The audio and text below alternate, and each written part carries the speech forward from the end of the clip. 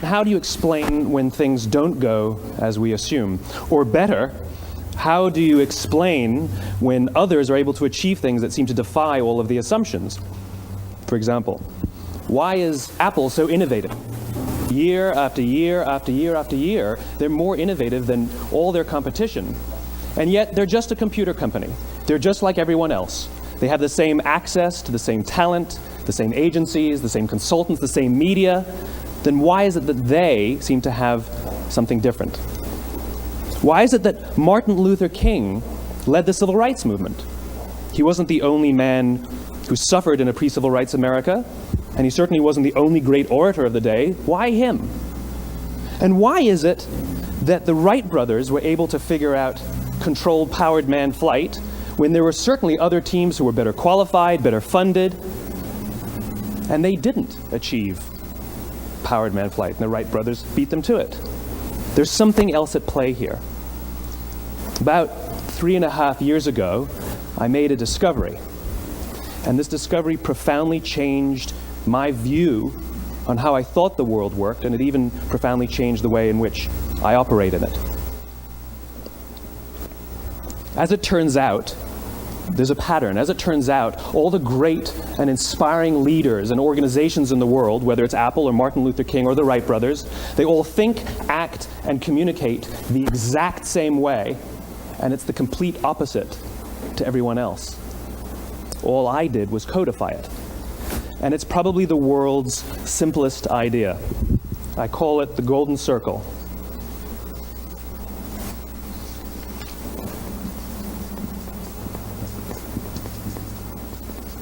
Why, how, what? This little idea explains why some organizations and some leaders are able to inspire where others aren't. Let me define the terms really quickly. Every single person, every single organization on the planet knows what they do, 100%. Some know how they do it, whether you call it your differentiating value proposition or your proprietary process or your USP. But very, very few people or organizations know why they do what they do. And by why, I don't mean to make a profit. That's a result. It's always a result. By why, I mean what's your purpose? What's your cause? What's your belief? Why does your organization exist? Why do you get out of bed in the morning? And why should anyone care? Well, as a result, the way we think, the way we act, the way we communicate is from the outside in. It's obvious. We go from the clearest thing to the fuzziest thing. But the inspired leaders and the inspired organizations, regardless of their size, regardless of their industry, all think, act, and communicate from the inside out. Let me give you an example. I use Apple because they're easy to understand and everybody gets it. If Apple were like everyone else, a marketing message from them might sound like this: we make great computers. They're beautifully designed, simple to use, and user-friendly. Want to buy one? Meh. And that's how most of us communicate. That's how most marketing is done, that's how most sales is done, and that's how most of us communicate interpersonally. We say what we do, we say how we're different or how we're better, and we expect some sort of behavior, a purchase, a vote, something like that. Here's our new law firm.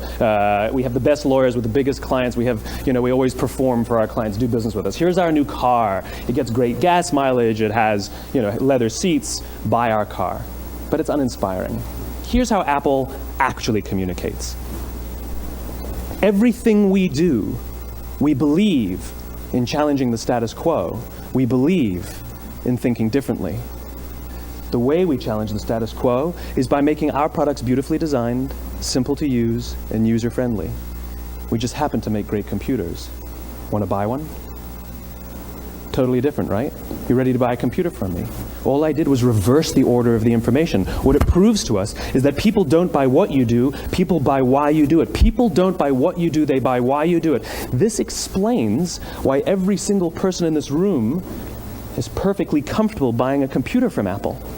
But we're also perfectly comfortable buying an MP3 player from Apple, or a phone from Apple, or a DVR from Apple.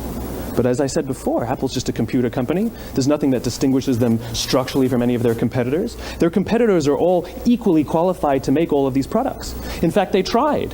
A few years ago, Gateway came out with flat screen TVs. They're eminently qualified to make flat screen TVs. They've been making flat screen monitors for years. Nobody bought one.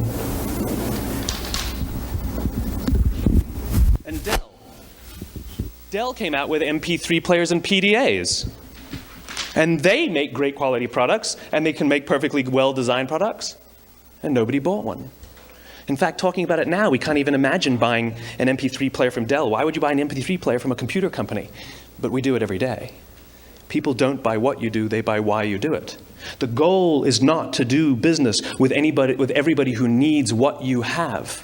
The goal is to do business with people who believe what you believe. Here's the best part. None of what I'm telling you is my opinion.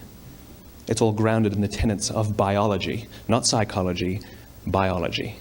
If you look at a cross-section of the human brain, looking from the top down, what you see is the human brain is actually broken into three major components that correlate perfectly with the golden circle.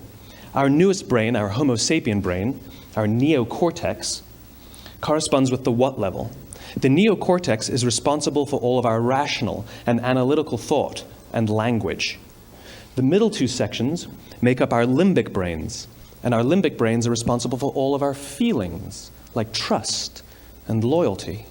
It's also responsible for all human behavior, all decision-making, and it has no capacity for language. In other words, when we communicate from the outside in, yes, people can understand vast amounts of complicated information like features and benefits and facts and figures. It just doesn't drive behavior. When we communicate from the inside out, we're talking directly to the part of the brain that controls behavior, and then we allow people to rationalize it with the tangible things we say and do. This is where gut decisions come from. You know, sometimes you can give somebody all the facts and your figures, and they say, I know what all the facts and details say, but it just doesn't feel right. Why would we use that verb? It doesn't feel right. Because the part of the brain that controls decision-making doesn't control language. And the best we can muster up is, I don't know, it just doesn't feel right. Or sometimes you say you're leading with your heart or you're leading with your soul. Well, I hate to break it to you, those aren't other body parts controlling your behavior. It's all happening here in your limbic brain, the part of the brain that controls decision-making and not language.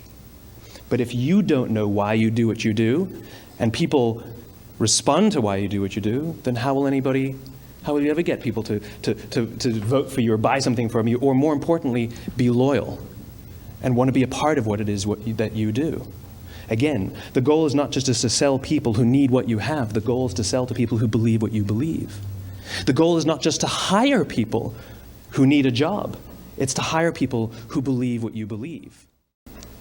Because there are leaders and there are those who lead. Leaders hold a position of power or authority, but those who lead inspire us. Whether they're individuals or organizations, we follow those who lead not because we have to, but because we want to. We follow those who lead not for them, but for ourselves. And it's those who start with why that have the ability to inspire those around them or find others who inspire them. Thank you very much.